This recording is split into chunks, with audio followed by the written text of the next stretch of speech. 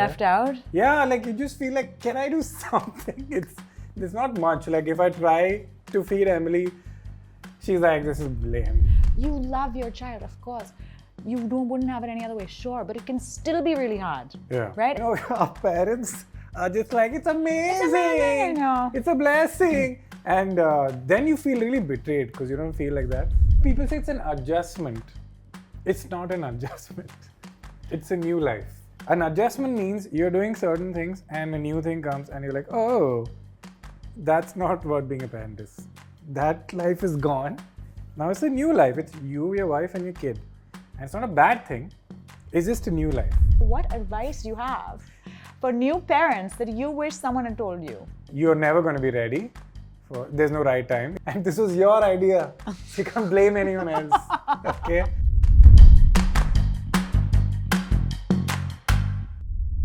Hey Kenny, welcome to Love Matter. Hi Leeza.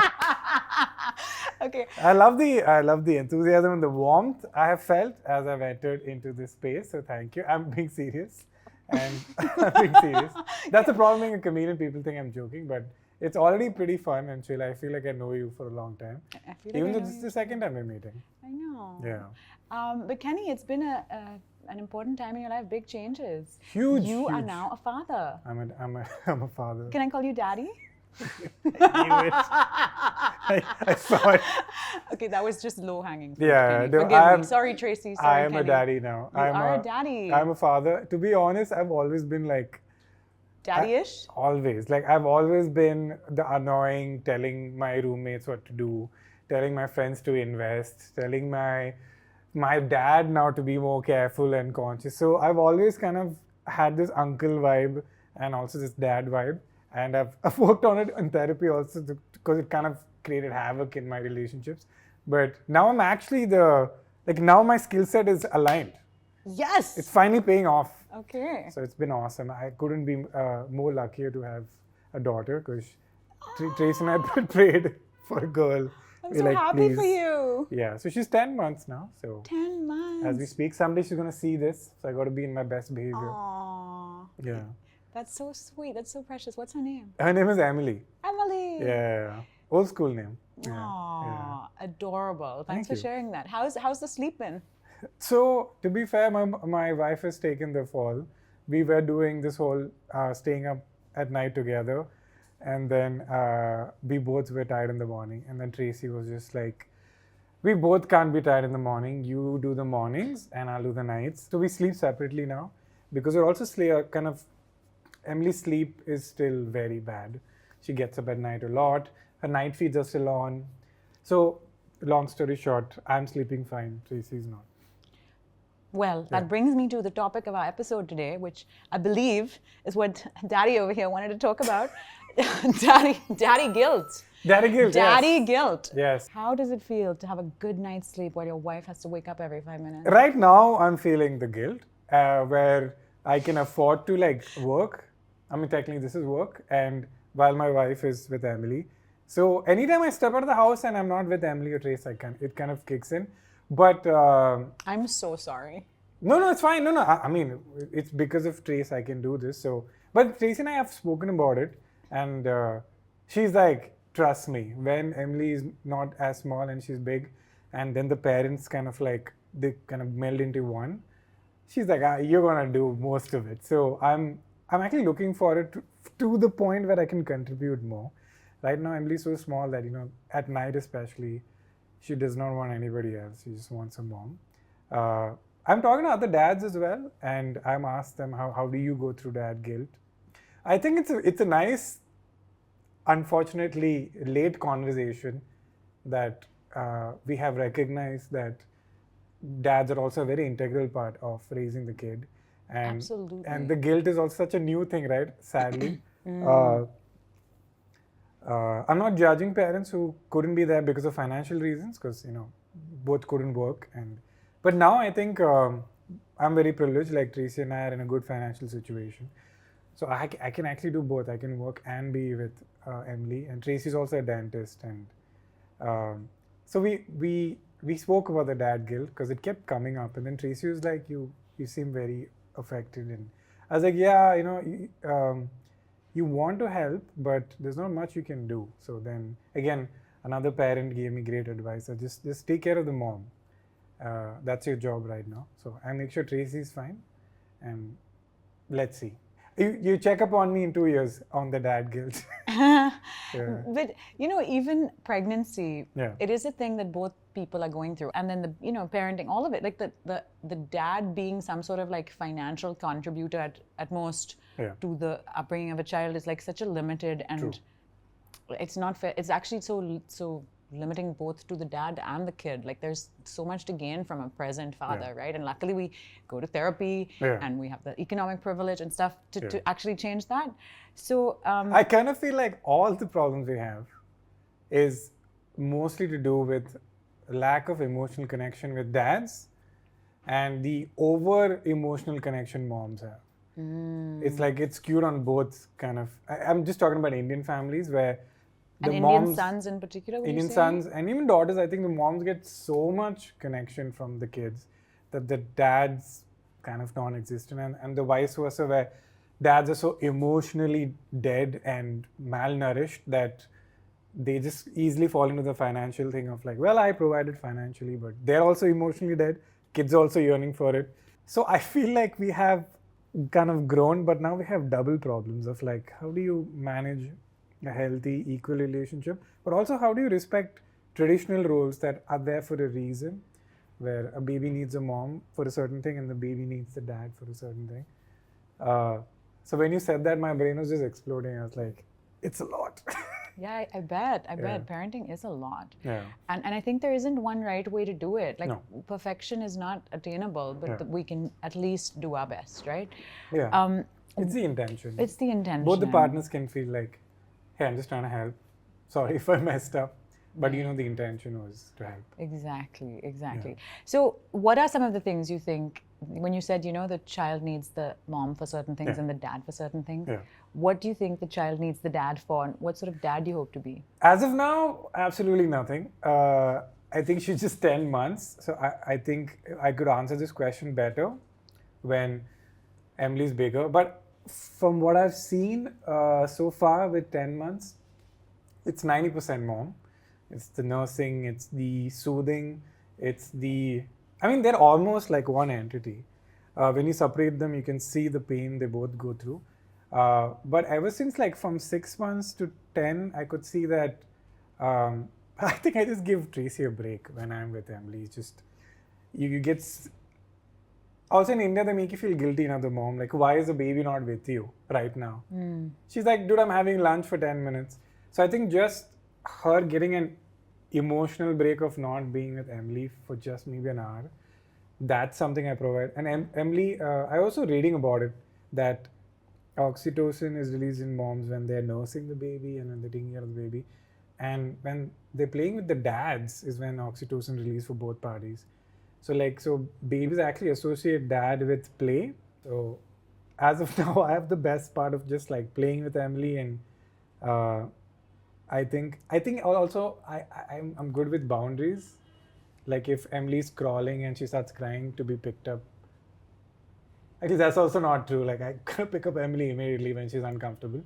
But certain discipline stuff, I think it's so hard on the mom to like hear the baby cry or be uncomfortable. I think the dad's gonna come in with the tough love of, no, she has to be a little uncomfortable. It's okay. She has to learn this.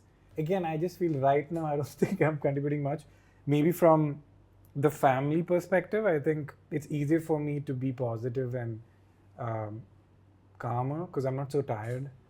And I can kind of see the big picture. While Tracy's like in the trenches. Yeah. So I can give her that shoulder of, it's okay. I guess 10 months is just like, it's barely anything. It's just so new. We didn't get Everything's a so puppy, new. I love when you we didn't get a puppy. I love when you said that there's like they're one entity. I understand. Literally came out of a body. Like they're just having this amazing party. Do you feel there. left out? Yeah, like you just feel like, can I do something? There's not much. Like if I try to feed Emily, she's like, this is lame. But fathers and daughters have such a special bond. That's what I heard. I have such a special bond with my dad. And so I'm sure that, Kenny, you have no idea what you're in for. and she's gonna cause so much trouble for you. Fine. Because I caused no trouble for my dad. In your teen such years, an angel. But in your teenage years, that's what I hear. That they're like, oh, in the teenage years, you'll see it. I really doted on my dad and him on me. Yeah. But I guess that you're protective of your daughter, right? Yeah. And then it maybe is difficult to like see her with her first boyfriend. Was it difficult for your dad? I don't know. No one's ever good enough for him. Oh, well, that's okay. That's okay. Parents have unattainably high standards. Somebody should have standards. You have the standards, okay, Kenny? Emily deserves the best. Okay. Yeah. I mean, I think if Emily came with some guy, I'll be like, really? This guy? The problem is not the guy. I'm like, this guy. Yeah, that's the reaction every single guy ever has gotten from even though they're pretty nice guys. No one's good enough. No one's good enough for my dad. No. Nobody's I don't think impressed. anyone will ever be good enough for my dad. This is the problem. But your you know mom? what? Neither. Yeah, no one's ever good enough. Okay. Anyway, this show is not about me or my parents. Trying to prod, no, I'm joking. I have been shown the door. No, I love my parents, and I'm glad they have standards, honestly. Sometimes my judgment has been lacking. Yeah. So we got a hint there. In the comment section, be like, Leeza, please elaborate. When has your judgment been lacking? Okay. We're doing this little thing called no overthinking. Okay. It's basically like fill in the blanks. Sure. But you don't, just say what comes to mind immediately. Okay, let's do. So, no overthinking, daddy edition. The best thing about becoming a father is? Waking up and you know that you can play with your daughter. Like it's, because usually you're thinking like, what's going to be the fun part of my day? I know what the fun part of my day is. Yeah, I can just hang out with her. The most annoying thing about becoming a father is? That we only talk about parenting. Yeah. We can talk about something else if you like. No, it's fine. No, with my wife, I mean. Like Tracy and I used to talk about like really fun and dumb stuff as well. But now like everything's like a heavy conversation. I get that. Okay, it's still so new. Yeah. The most important thing a dad needs is? I think the wife to understand that everybody contributes differently. It's kind of like a losing game, and you're like, I'm doing this much, and you're only doing this much. I think in the beginning of the relationship, we kind of establish that there are going to be a lot of things I do which is going to be invisible, or I've done in the past, hence we enjoy this today, and vice versa, where you have worked on yourself to be so mature and emotionally stable, hence I'm enjoying a wonderful wife. So yeah, I think understanding the wife, understanding that the dad's also contributing in whatever way, does not be perfect, is good enough. Yeah. Okay. The best trick to get your kid to sleep is? Switch off all the lights, close all the curtains and pretend like you're dead. Then she is like, okay, I guess I have to sleep now. Yeah, we all just like stop being fun. We just start like that sulking. That actually sounds like it works. Yeah, it works. It works. Yeah. Okay, thank you. Yeah. The thing I wish I knew before becoming a dad is? People say it's an adjustment. It's not an adjustment. It's a new life. I would just tell new parents that having a kid is not an adjustment. Means you're doing certain things and a new thing comes and you're like, oh, that's not what being a parent is. That life is gone. Now it's a new life. It's you, your wife, and your kid. And it's not a bad thing. It's just a new life. It's kind of like you had 2 legs and suddenly now you have 3 legs. You won't be like, it's an adjustment. It's like, no, now I have 3 legs. It's a new way of walking. That's really beautifully put, Kenny. What it's a warning. Is this a Yeah. Okay, yeah, I think, real talk, I think that it's very difficult to be honest about the fact that parenting is not all fun and games and easy and amazing, right? Yeah. And especially women are like never allowed to say they don't love being moms. Yeah. Personally, I'm very invested in like honest depictions of parenting because you love your child, of course. You wouldn't have it any other way, sure, but it can still be really hard, right? And we're like not allowed to publicly acknowledge the hard bits, especially moms. Like I think Tracy felt very guilty if she complained that, oh, this is hard. And then she used to pause and be like, but I'm very grateful that I can have a baby. I think, Trace, it's okay. It's just that I think in our culture, especially when you say something negative, people assume that you're saying the whole thing is negative. Exactly. Instead of you just pointing out like, hey, I like dinner, I didn't like the dessert. It's okay if you didn't like the dessert. You're not saying you hated the whole meal. So I think what you just said is so true, because all my friends who had babies were completely honest with us. That's so good. So that mentally prepared us. They said it's going to be very hard. It's going to be very tiring. It's not going to be easy. You're going to feel overwhelmed. But you know, our parents are just like, it's amazing. It's amazing, I know. It's a blessing. And then you feel really betrayed because you don't feel like that. But we didn't feel betrayed. We were like, I think we overestimated how hard it was. And when it happened, we were like, oh, this is manageable. We have the skills to manage. All your friends had gone to therapy. Everyone was brutally honest about parenting. So you got the, like, I think overcorrection, is it? I think millennials are just, no, I won't even say overcorrection. They're just honest. They're honest. They're like, hey, this is what we went through, just so you know. And that is such a gift we had, because then when we got checked in to the hospital during the delivery, Tracy and I knew this is going to be physically daunting. So then I knew that I need to support her and be there, and she knew that she has to like brace with all her strength. And then when we knew that breastfeeding the first few months is very difficult, so we were not shocked that it was difficult. We knew that it's a huge thing to have a newborn. So I took off from work. I planned this a year ago, that I'm going to work for the first 4 months. Then it became 8 months. Wow, I'm so glad to hear that. Yeah, but because my friends warned me, it was not like a discussion like, should I not? I was like, no, I'm just off. And because of that, it was so easy because we were all home. But also, if you do have the time and resources, planning it like that is a nice thing to do. I mean, I thought I had the resources, and now I'm back to work slowly, and I've realized that, okay. Kids are expensive. Kids are expensive, and it was risky to be off work for so long, so now I have to like re-establish some connections and stuff. But I have no regrets. 10 years from now, even Tracy and I were talking. She was like, I miss going to the clinic, being a dentist. And I said, Tracy, I also like have that guilt of like, I should be working and earning, saving for the family. But I'm like, in 10 years, do you think you and I will be like, man, I really regret when Emily was like a year old, we didn't work as much. Right? We're never going to say that. So she's like, yeah, that's true. So that really like helps me with the guilt that I'm never going to regret spending time with your first baby, at least. Maybe second baby will ignore. Yeah. Kenny, what was your relationship with your dad like? So it's funny. Even my new stand-up is about family, but I had to flip it because the usual gender dynamic is that dads are the more masculine, guarded ones, and moms are the more emotional, caring ones. But it was flipped for me. My mom's very like guarded and very fundamental like person, and my dad's very emotional and very caring and very soft. So that really messed me up because my dynamics are kind of flipped, traditional dynamics. So whenever I dated, I kind of dated someone like my mom, and I was not very happy. I was like, I don't feel a lot of warmth here.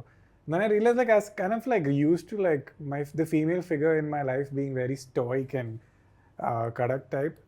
And I have very high standards for my male friends.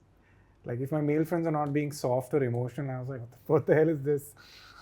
Like why aren't you being open and warm and kind? So now after therapy and working on myself, I've kind of evened it out.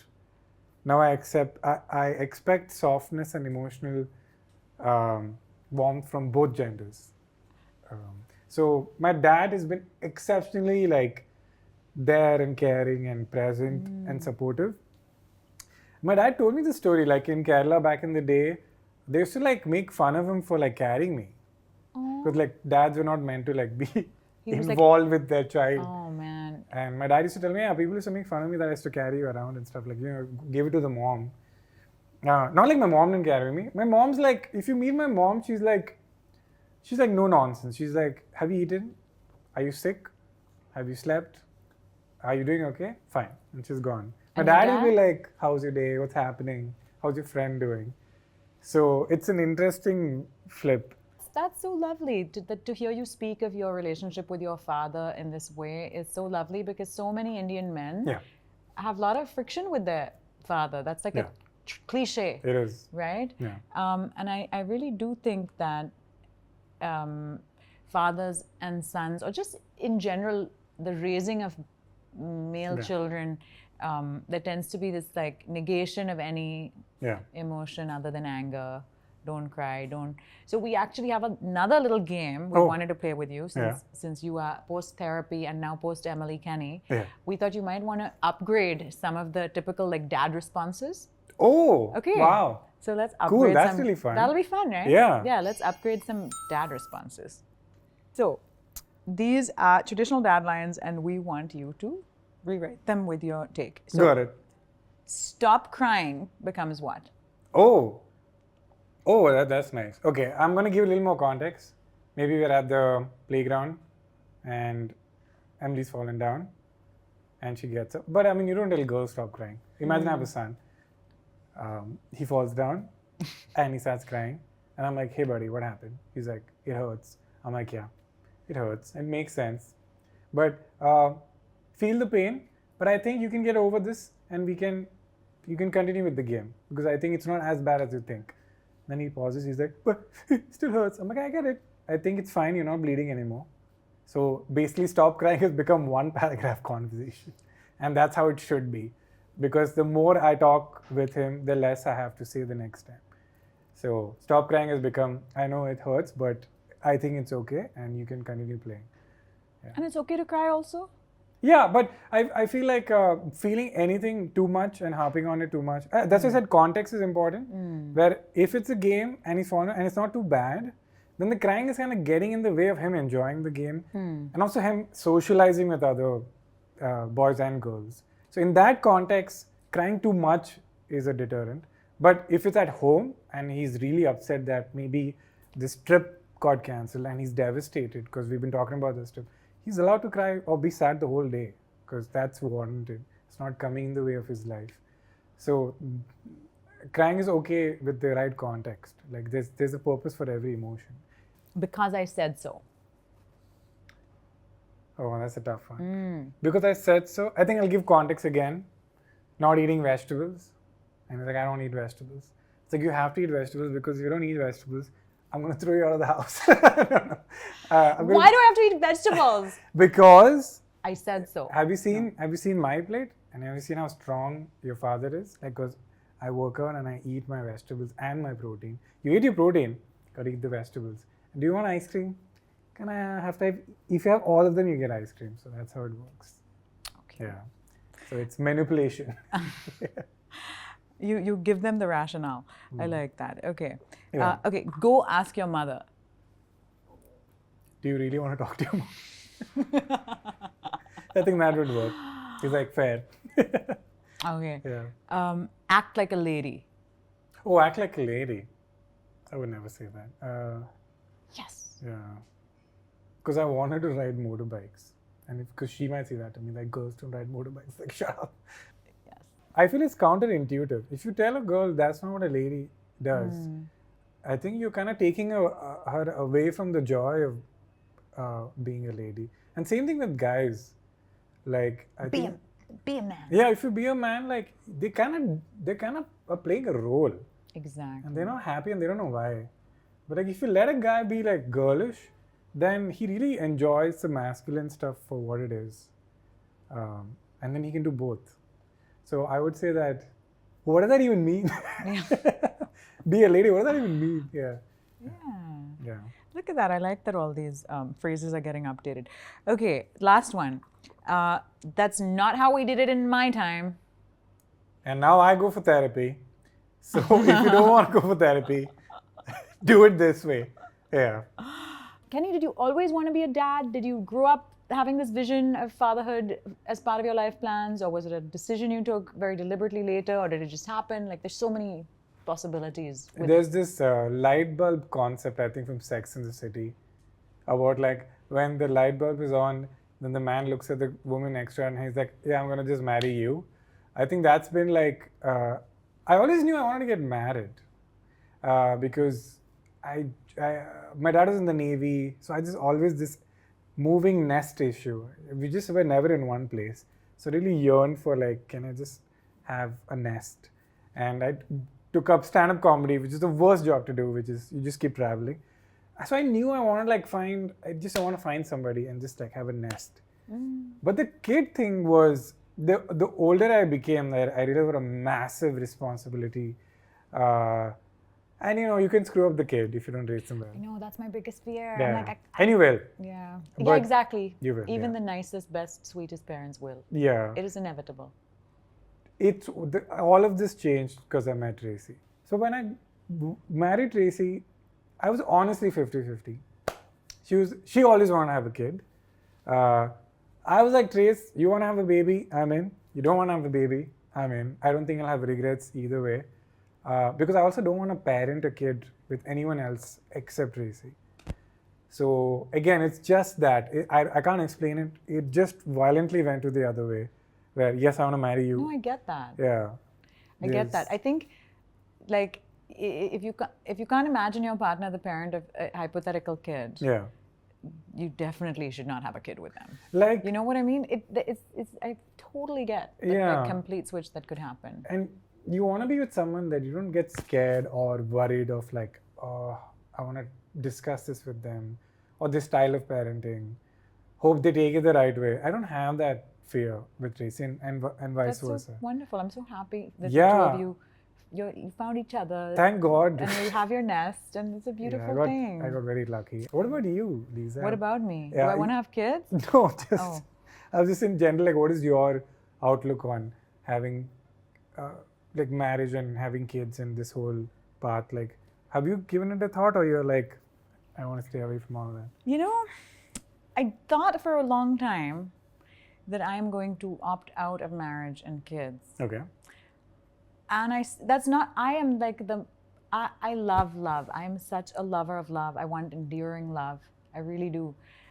But I don't think I necessarily need the state or other people's chapa on my love. Right. So marriage, I mean, if it was a deal breaker for the other person, I'm not like, I will, I don't have a aggression against getting married, but it's not that important to me, the ceremony. Right. I think what you said about meeting this person who changed your perspective on things, to me, hypothetically, neither dying to get married nor dying to have children. Yeah.